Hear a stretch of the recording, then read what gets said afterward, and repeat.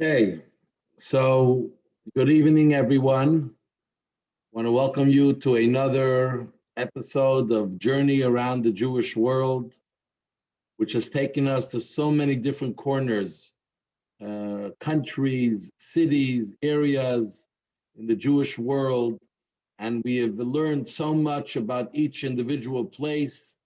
But most importantly, what we learn is how wherever we are as Jews, there is a community that is being either built up, maintained, renewed life. And it's so beautiful to see through the many shluchim of the Rebbe that we're meeting in all the different places, how most places there is a new revival or a new excitement about Jewish life, and many new things that are happening where instead of the trajectory of Jewish life dwindling along with assimilation, there's a big move back to strengthening Jewish life in all of these places. And especially that we are right now very close to the yard site of the Rebbe, which is Sunday, the 27th yard site. And yet 27 years later, Jewish life is being built stronger and stronger in every corner of the world. And we are lucky to have been able to hear and see through the people who are making it happen, the shluchim, their wives who are making it happen on our journey of the Jewish world. Tonight, we have the privilege of learning about a country where we'll find out what kind of Jewish life there was before this couple, shluchim of the Rebbe, who have been there just 3 years, but have already made a tremendous impact, Rabbi Avi and Mushki Feldman. So I want to welcome Rabbi Avi Feldman. Thank you so much for coming on tonight, even though it's later for you than it is for us here. We appreciate your agreeing to be with us tonight and share with us about Iceland, the country Iceland, its history, the Jewish history, and the history in the making that you and your wife are doing. So welcome to to Montreal, about TMR, and those are watching on Zoom and on Facebook. And we look forward to listening, to hearing, and I'm sure being inspired by what is happening in another northern frontier. So Rabbi Avi, please introduce yourself to us and tell us a little bit about yourself to start off, a young couple, and where you and your wife came from, and how you ended up in such a beautiful place like Iceland. Thank you. Good evening, everyone. Thank you for having me. Pleasure to be with you here tonight. So my name is Avi Feldman, originally from Crown Heights, New York. I would never have imagined that I'd be living in Iceland today, except that I married my wife, Mushki, who is from Sweden. So once we got to meet and once we married, this part of the world became more on my radar. And eventually, we started hearing about the need for a rabbi and a rebbitzin and more Jewish life in Iceland, part of Scandinavia. So we came for a couple of visits in 2017 and 2018. And about a half a year later, we ended up moving to Iceland. So far, it's been an incredible experience. But that's how we got here, from New York to Reykjavik. Incredible, incredible. So tell us a little bit, please, about Iceland. When did Jews start living in Iceland? How many Jews live in Iceland? Like, what was Iceland when you arrived in terms of the Jewish community? So Iceland has some Jewish history, but not very much. Iceland is a small place, population-wise. It's a very big country. It's a beautiful country, but it's a pretty small population, about 350,000 people. Most of the population, about 230,000, live in the greater Reykjavik area. So it's mostly concentrated around the capital city. But in terms of history, there's some, Jewish history, small amount of Jewish history, but the earliest Jews that we know about who came to Iceland to settle, it was in the mid 1600s. There were some Danish Jews, some Polish Jews. They were merchants. So we have some information on them from the 1600s, but it was a very small number of Jews. In larger numbers, there were Jews mostly from Denmark settling here probably in the late 1800s, early 1900s. So it's there are Jews in the community today who are from several generations back, Icelandic. In the Jewish community, so we have Icelandic Jews, we have Jews from all different countries, expats from European countries, America, South America, Israel. So it really is a very beautiful community, a very diverse community in many ways. People of all backgrounds, people of all different places. And it's really beautiful to see how everyone comes together and we celebrate as a community and we focus on what we have in common. So it's really very inspiring to see everyone uniting as one community. That is very interesting to hear how so many different people come together. So how many households or people that you're aware of? So when we came to Iceland, they told us there are 50 Jews or something like that. I was in the bookstore in Crown Heights. We were buying the books for the synagogue, and I was making the order. I said we need like 100 of this and 100 of the other. Different types of the Siddur, the Chumash, different types of books that we needed. And somebody who was in line behind me, he said, "Why do you need so many books for Iceland?" A friend of mine. And a few months later, I called him up. I said, "We ran out of books. We need some more." So people thought there was 30, 40, 50 Jews in Iceland. But now that we're here for 3 years, we know probably 300-400 Jews, and I don't even think that we know everyone who's Jewish in Iceland. It's a lot of people here, so it could easily be double or triple that number. So we definitely have lots of work to do, both within the community that we already know, and also to reach out and give everyone the opportunity. Was there ever an established community before you came? Was the community established in any way with any type of building or getting together? So in back to the history, I'll share with you an interesting story. In the year 1913, a Jewish merchant from Denmark, his name was Fritz Nathan, very famous guy, and he was his company that he established is still active today.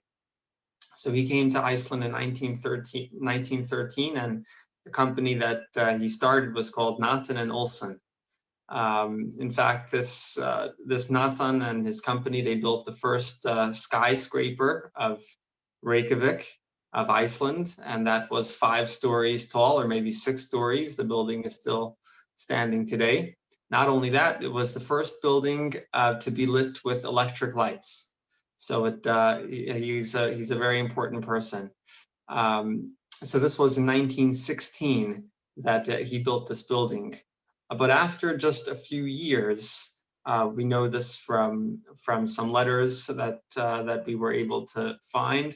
After just a few years, he decided to head back to Copenhagen, where he came from, because he concluded that it would be impossible to conduct, a Jewish life in Iceland. There was really no infrastructure.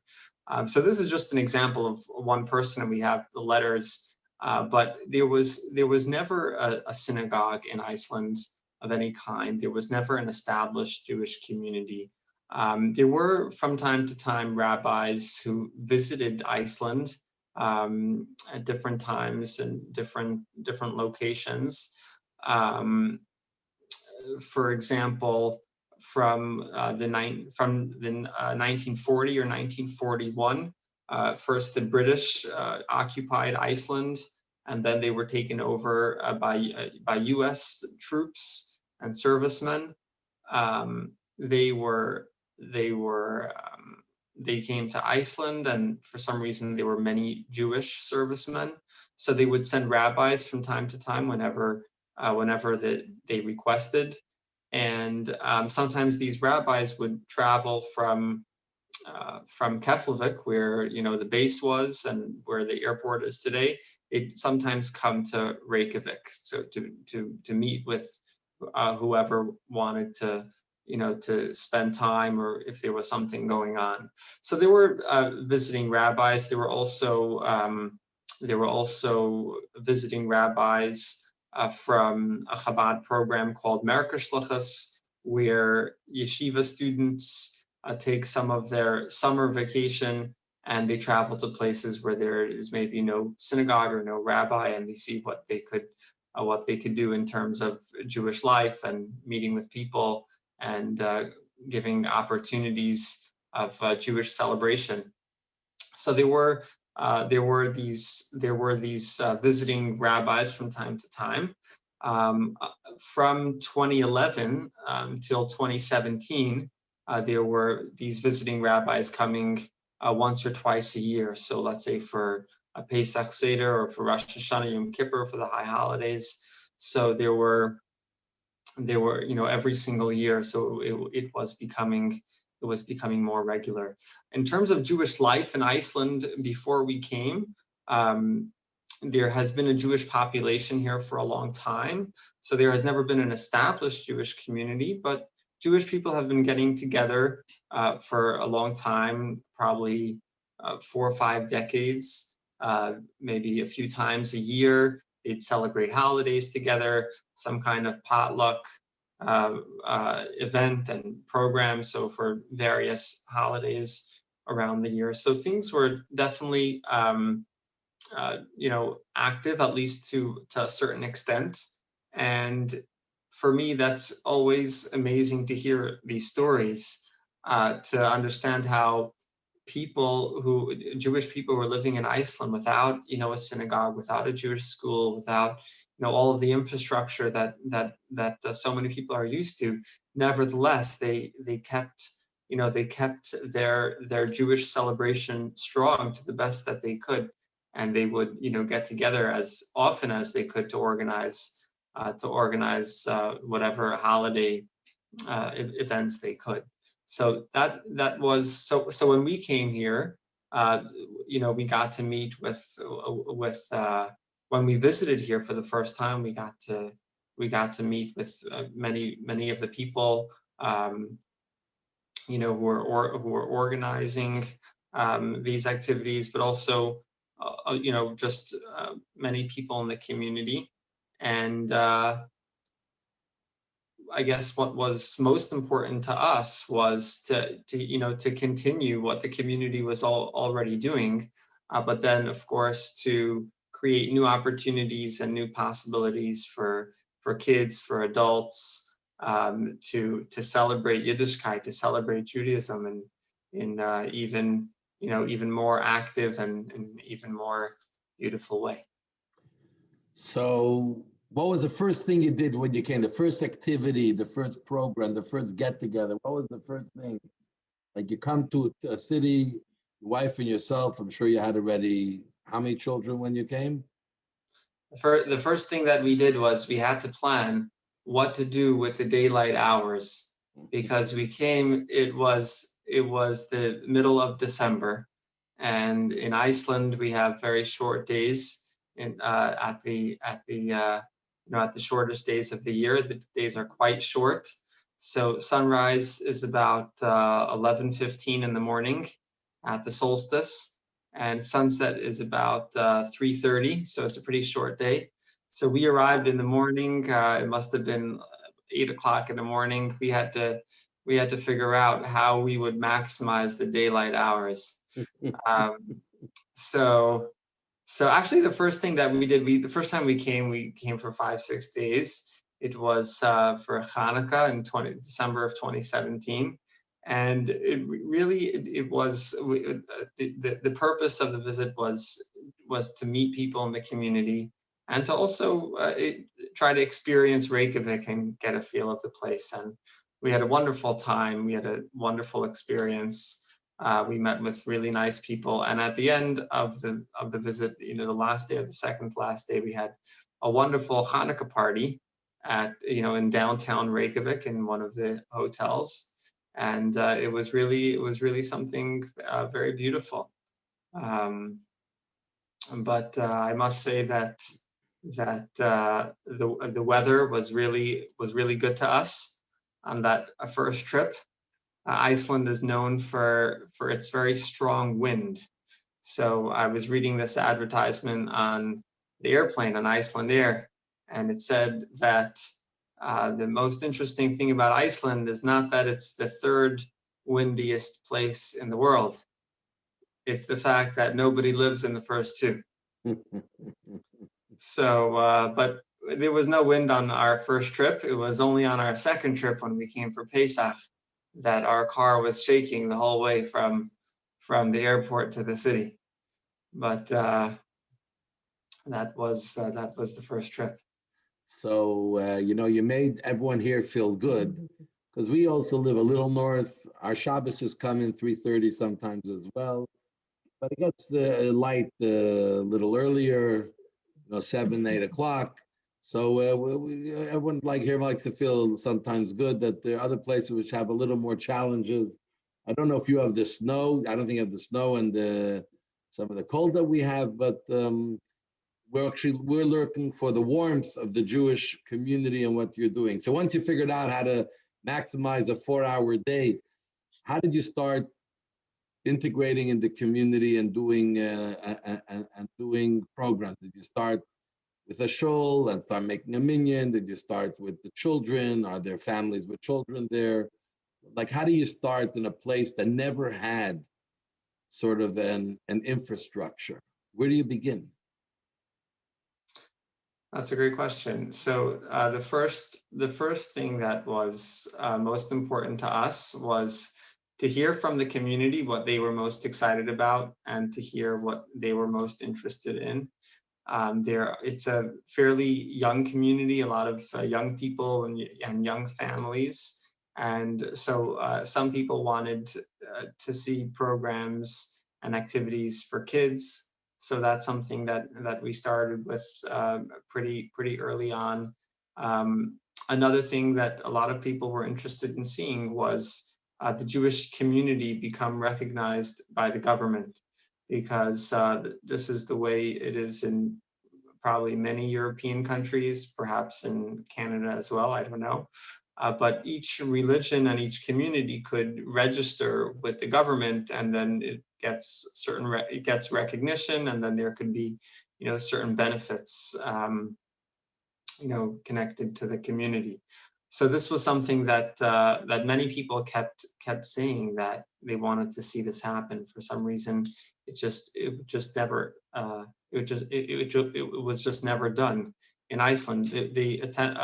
There were 1 or 2 attempts to get it done, but it didn't actually. The process was not completed. So this was another thing that people wanted to see happen. So we put effort into making that happen. Baruch Hashem, thank God, just this April, the Jewish community was approved and became recognized. It was a wonderful celebration and a wonderful achievement of the entire community getting together and making that happen. But it was really about finding out what the people here were most, excited about, and then also to do whatever we could to create more of a community feel. So inviting people over to our home for Shabbos and things like that, and just hanging out with people, going out for coffee, having game nights with people in the community, just getting to know people. That was something that we really wanted to do. Just meet with people, hang out with people, and spend time together. So they're lucky to have a great rabbi, I'm sure Rebbitzin, who really, got into the people's lives and in the areas of sharing community, which I'm sure has played a big role in putting together. So what do you have? What do you have? What do you have today? What is going on in the community? I mean, it's only 3 years, but it seems like you've already made a lot of strides. So what is going on today? What is the Jewish community? I think even your website is called Jewish Iceland. You're Chabad, but really you're the only Jewish address really for any activity. What does it look like today? If someone visited Iceland, Reykjavik, what would they see today going on a regular basis? So on a regular basis, we have many things that many communities have. So we have regular Shabbat experience, holiday programs for kids, for adults. We have regular classes, used to be in person, and then it moved to Zoom, and now slowly we're getting back to in person. Something that we're very proud of is the fact that from 2018, from Hanukkah of 2018, we applied for permits to put up a Hanukkah menorah on the main street of Reykjavik. And we were thinking when we sent in the application that what are the will they say yes? This is something so new for Iceland and for Reykjavik. We really weren't sure how it would play out. So 2 or 3 weeks go by, and we didn't hear back from the city. And in Iceland, that's a really long time, because if you write to the city or to the government, you can get an answer in just a couple of days. So we weren't sure what happened. And then all of a sudden, after 2-3 weeks, we get the approval in the mail. Later on, we were having a meeting with the city to discuss the logistics of the menorah. And one person said to me, she said, when your application and your letter arrived, we had no idea what to do with it, because we'd never seen anything like this. So we sent it, to the next department over, and each department, they didn't know what to do with it, so they kept sending it, to the next department higher. And finally, after about 2 weeks, it made it to the mayor's desk, and she said that as soon as it arrived on his desk, he approved it immediately. So that was in 2018. We put up the menorah, Icelandic-made menorah on the main street of Reykjavik. And that year we had the former First Lady and President of Iceland. And the second year we had the mayor. The mayor of Reykjavik is quite an important person. Reykjavik is the main city of Iceland, it's the capital city. And he announced both in Icelandic and in English, he pointed to the menorah and he said, this is going to be here every year. So it's already been 3 years, and this is something that everyone in the community is very proud of. You see the menorah standing there, proud.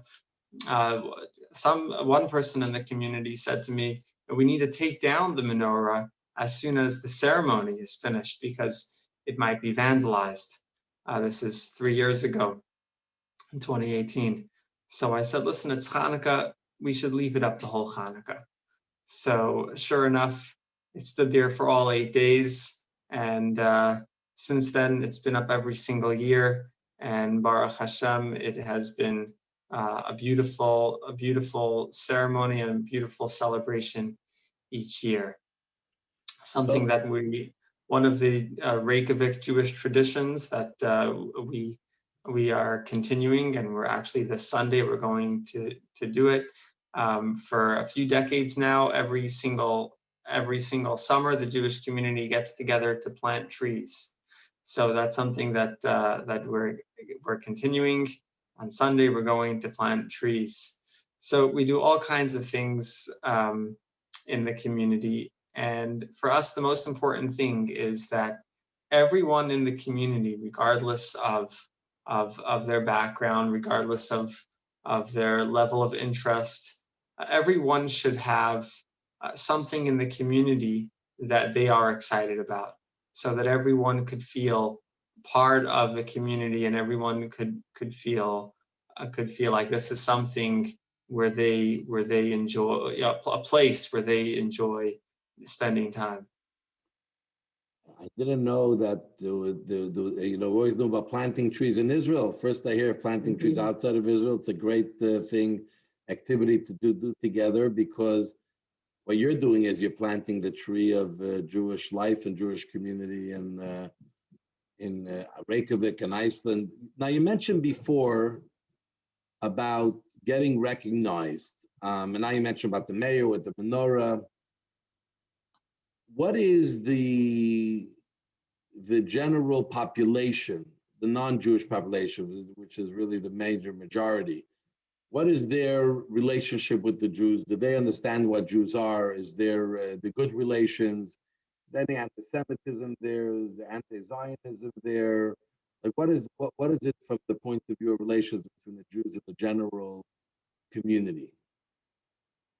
So, because there has never been, a formal and official community, there has never really been like there has never really been information on Judaism in Icelandic, and locally there has never really been information on Jews. So for example, they wanted to put some Judaism into the curriculum for the religious curriculum for the schools. They do a little bit on each religion. So they came to some people in the community and they shared whatever they could. So it ended up being just one page on Judaism. And of course, one page is a very small amount for our very rich heritage. So there's been, I think, very little information on Jews and Judaism in Iceland. But people here are very friendly. Icelanders are very nice people and very open people. And since we came here 3 years ago, we felt very welcomed and very comfortable within the community, beyond the community, in the city, in the government. People are very nice and people are very interested in learning. From time to time, I'm invited to some of the universities here to give talks and to answer questions that people might have. I've been invited to speak on the radio multiple times, and of course we've been in the news and we've been interviewed many times over the last 3 years. So I would say that at this point, there's been a lot of exposure and there's been a lot of information, in local news and on local channels. So I think that's starting to change. I think that people at least have the opportunity, if they're interested, they have the opportunity to learn more about Judaism. One of the things that we started in 2020, in January of 2020, we had the first Holocaust memorial to ever take place in Iceland. This was something very important to the community. So it's something that we put a lot of effort in, and we did it with a very nice partnership with University of Iceland, with the Polish embassy, the German embassy, the U.S. embassy, and some other partners as well. So this again was another opportunity for people to learn about the Holocaust, Holocaust awareness, Holocaust education. We did it again this year, and well, I guess connected to this event that we had this year, there was an extensive article about about the Holocaust. And in fact, over the last year, since we had this Holocaust memorial, a book about the Holocaust called "I Was a Doctor in Auschwitz," a book, I think it was written just after the Holocaust, I think in 1948 or something.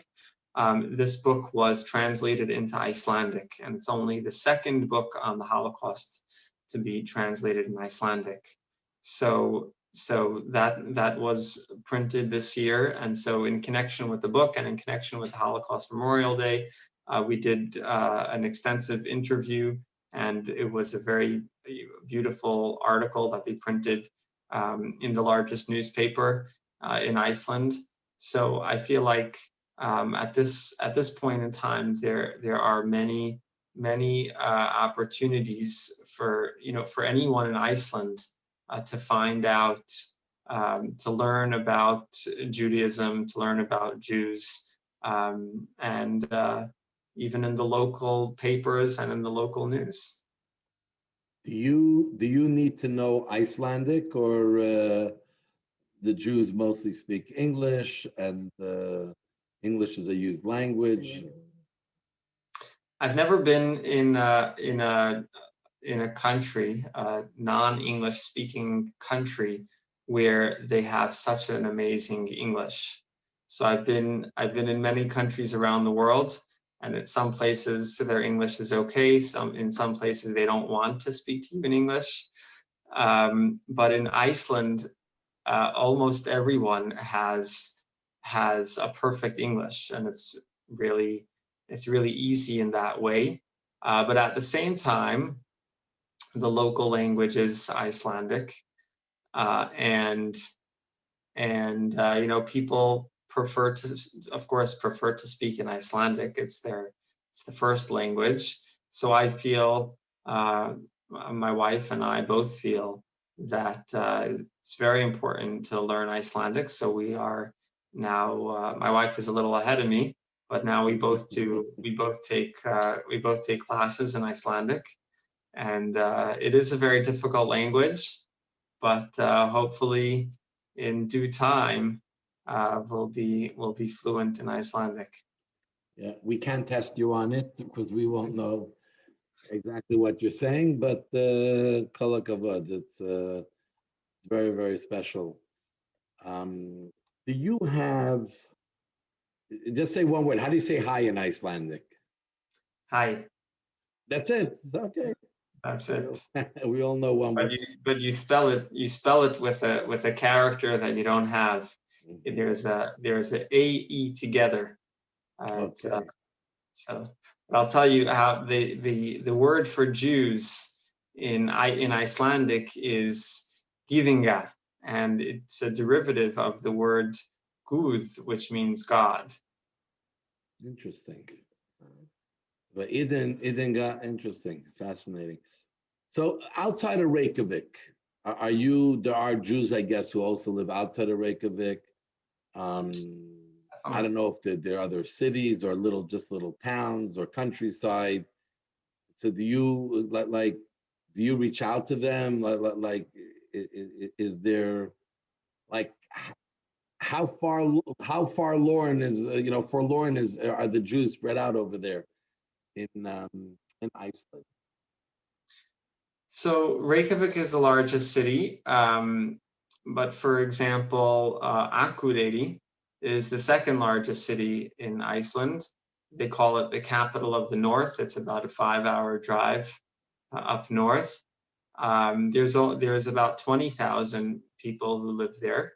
So that's the second largest city of Iceland. And there are many cities and towns spread out across the country, mostly near the coast. And there are Jews living in other cities. And from time to time, when we have the opportunity to travel, we sometimes get to meet some of these people. Many of these people will come to Reykjavik from time to time.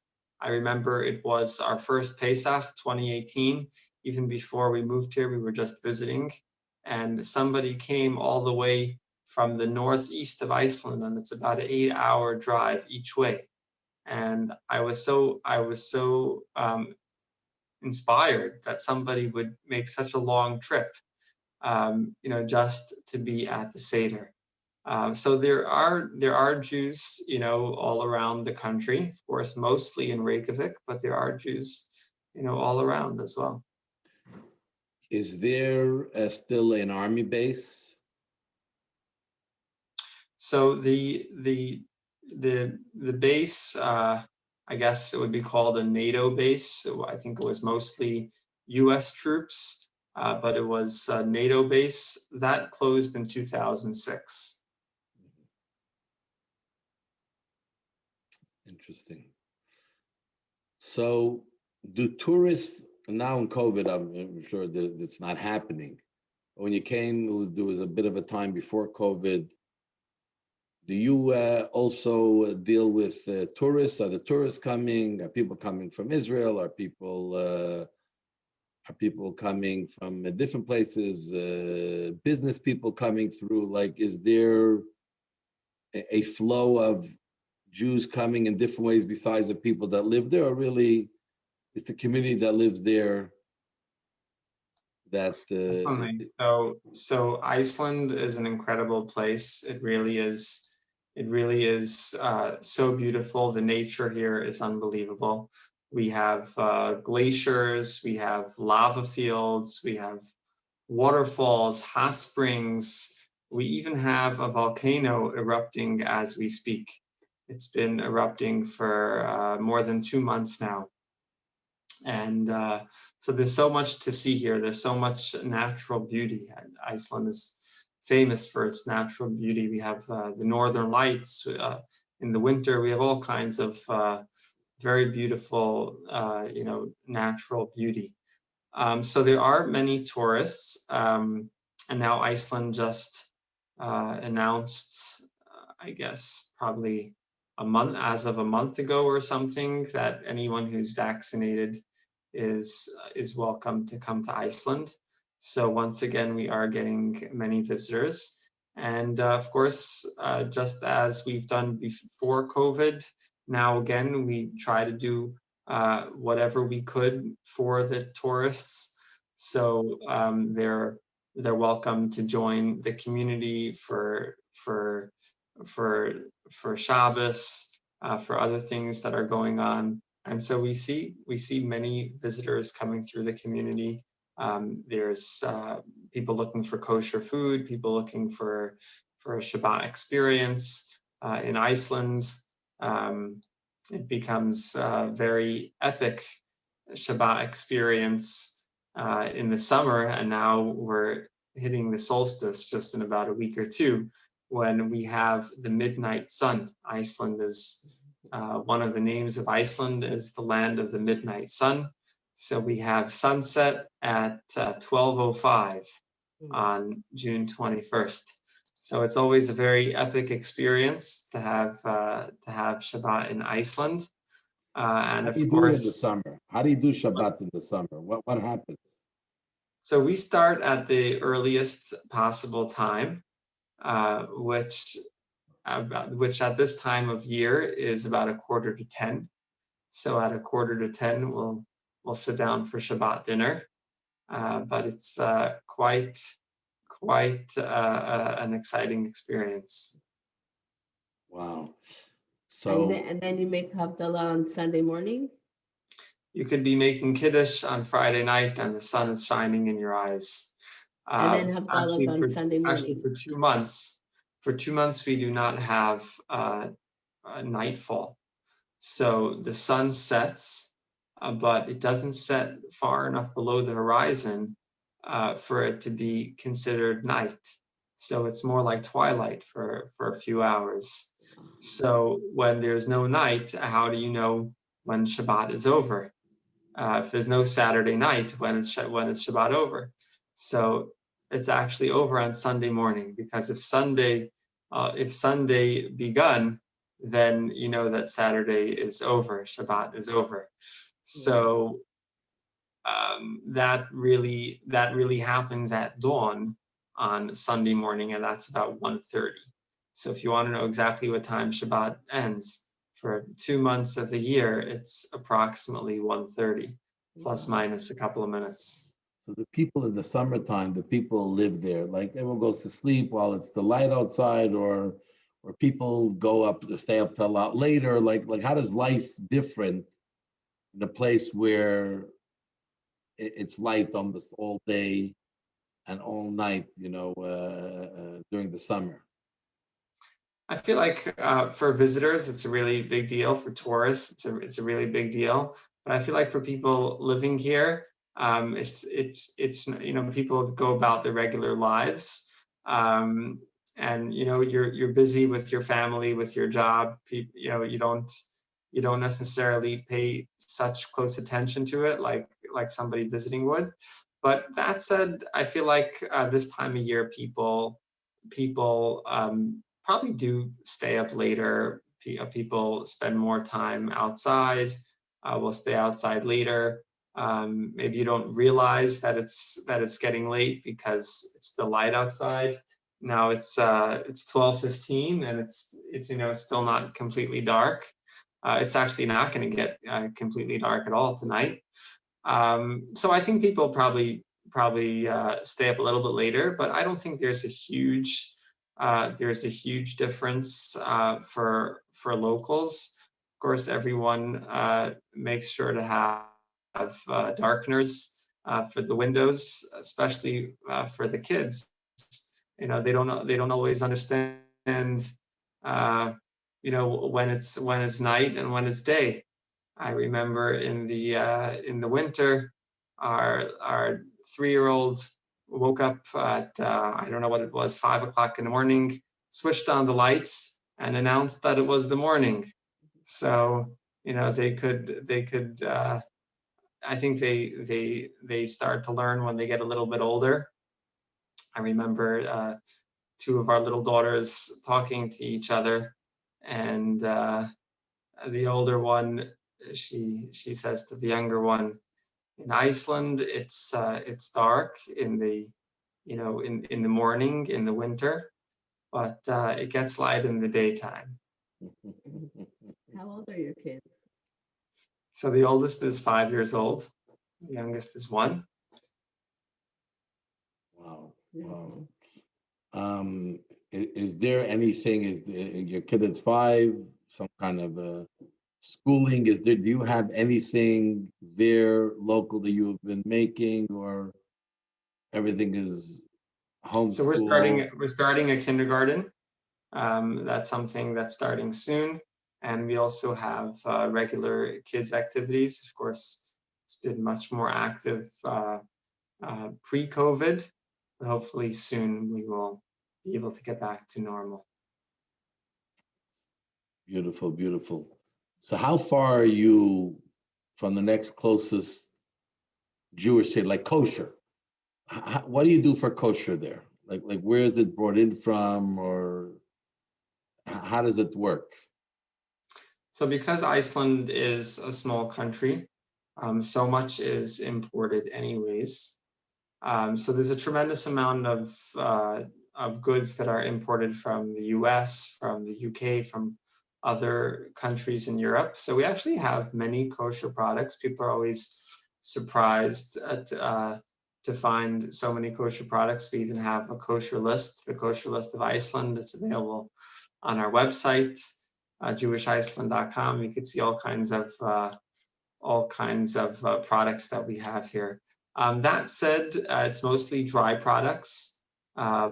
So there's no you're not going to find kosher meat here, and kosher wine. These things were not available for a long time. But this is something that we spent some time working on. So now we got the license to import kosher meat and chicken. So that's something that we do have now, and we even have kosher wine in the state alcohol shop.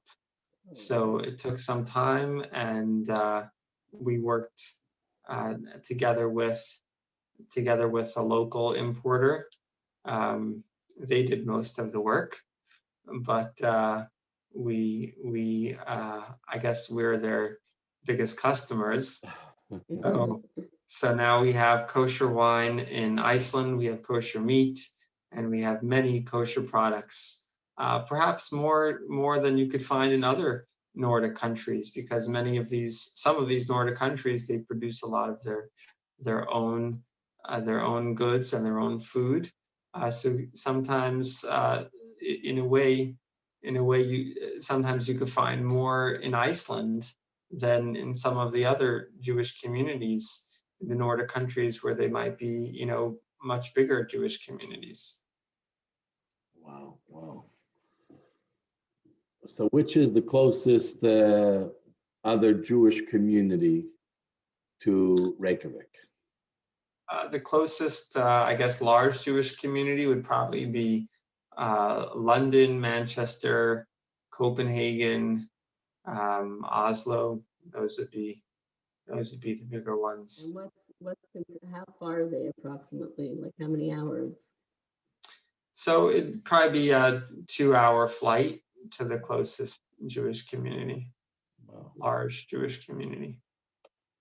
Wow, so you're really on a frontier, and like we've heard, making great strides individually and as a community, big breakthroughs, being recognized, doing things together, big menorah. These are really great achievements, and that there's a lot to admire, and I'm sure you're fulfilling your shlichus, you and your wife, your mission of what being part of the Rebbe's army and going to every frontier and making Jewish life and bringing the Jewish message to the masses, to everybody, the strong messages of Judaism, which is really something special to hear happening on the ground in Iceland, faraway Iceland. At this moment, if anyone has a question or a comment they'd like to make, I don't know if anyone here has been to Iceland yet, or if anyone is interested in going to Iceland. If someone wants to travel, what's your website that they can look up to see all the information that you have for Jewish travelers? JewishIceland.com is the website, and we have a special page dedicated to visitors. So if you look on that page, there are many resources for visitors. And of course, everyone is welcome to come visit us in the Jewish community, and to enjoy the beautiful nature of Iceland. In the summer or all year round? So we get visitors year round. So the most popular season is the summer, but actually people come year round. It's usually the photographers that actually prefer coming in the winter because the landscapes are much more dramatic. But people come all year round, I would say. And the hot springs or the geysers, that's a year-round activity. Definitely. There are certain things that are seasonal, like the Northern Lights, because it needs to be dark to see them. There are the puffins that you could see just for a couple of months a year. So certain things have seasons, but there's so much beauty that you could see really at any time. And now you're adding a new level of beauty, the Jewish community forming. So anyone has a comment or question they'd like to just unmute yourself, say your name.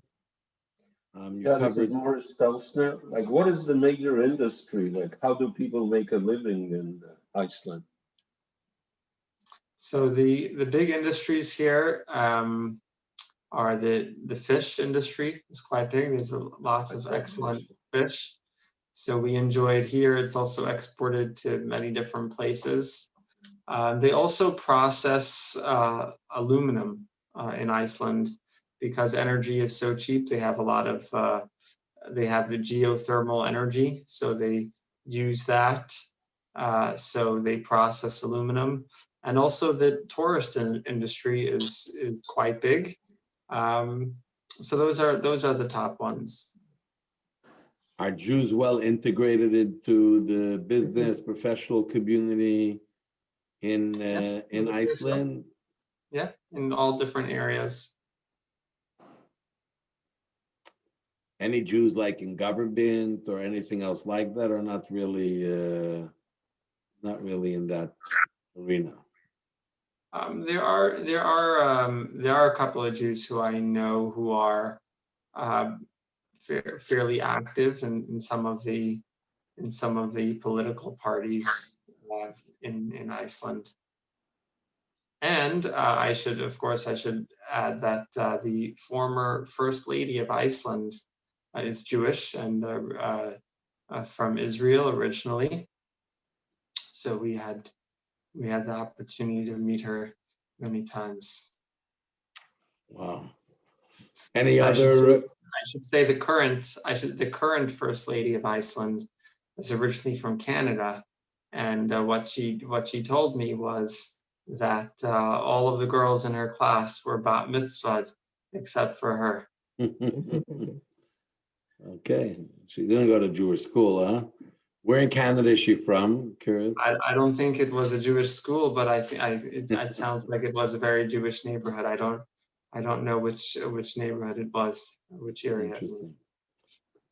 Very interesting. Any other questions or comments?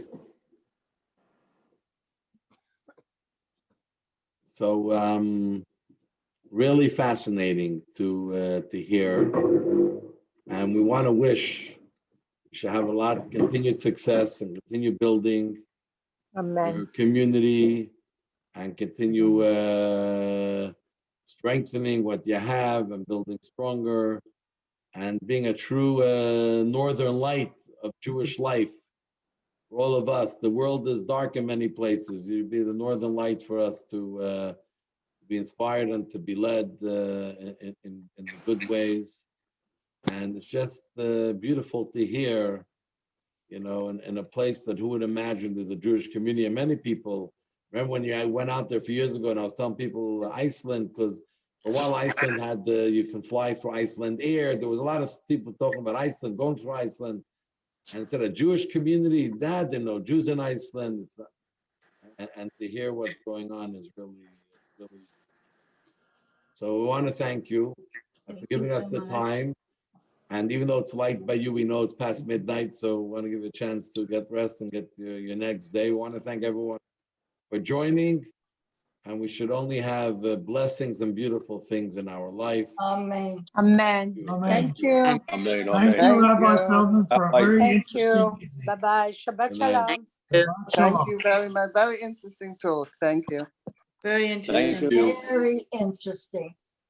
Yeah. Thank you. We got it. They enjoyed. Everyone Yeah. enjoyed. Yes, very Yeah. much so. Very nice. Be well, Deborah, and Hi. Solange, Ilana, Solange, all the best.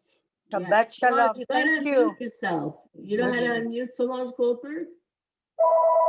Me? No, I didn't see Solange her. Goldberg, Solange Goldberg. You don't know how to unmute? Am I muted? No, Solange Goldberg. Oh. Solange. I'm gonna have to give you a lesson, Solange, how to use the iPhone. Ah, I know how. I was very thankful. It was wonderful listening to what's happening at the other end of this world. And it's great what he's achieved. yeah. Very Honestly, nice. Yeah. it's Incredible. beautiful. Beautiful. Yeah. Okay. Beautiful. Nice to see So you. great to see you. Good night. Same here. Shabbat See you shalom. Shabbat Solange. Thank Yes, you. I will. Bye. Okay. Kathy, I'll see you Shabbat. Bye, Solange. Hopefully, be Shalom. there. Ilana, be Bye. well. Ilana, be Thank well. you. So good to see Huh? you. Buganim. Okay. Bye, Solange Goldberg. Thank you, Dina. Thank you. Yeah, Bye, see you, Ilana. It's Kathy. good to see you. Bye.